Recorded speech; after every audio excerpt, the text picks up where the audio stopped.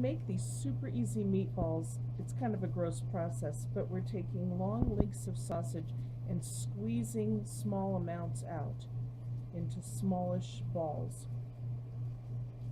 Then we're going to just shape them slightly so that they're a little bit more of a ball shape. And follow me over here and I'll show you what we do next.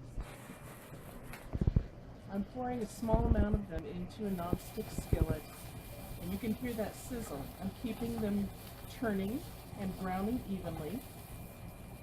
They don't have to be completely cooked through, just browned.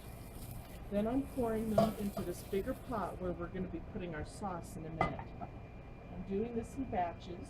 So here's the next batch of our raw meatballs, which are actually just purely sausage balls.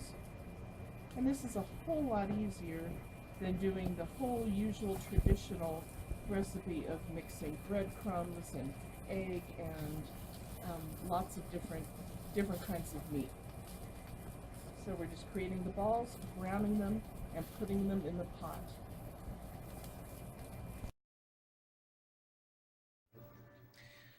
Alright, so now we've browned our meatballs and I poured them all into my pot, and I'm really making this easy on myself tonight, and I'm using a jarred sauce. We happen to like Barilla, so we're using that. I poured almost two jars worth in here because I wanted a nice mix of lots of meatballs but also some sauce and not too saucy.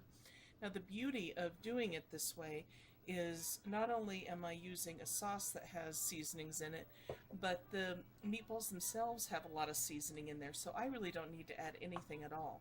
Now if I had chosen to just use a couple of cans of plain tomato sauce and a can of tomato paste for thickener, I would have let this brew a little bit on the stove, get warmer, and let the seasonings from the meatballs leach out into the tomato sauce to flavor it. And at that time I would have taste tested it and decided, oh, I want a little more basil or a little oregano and thyme in there, and added that accordingly.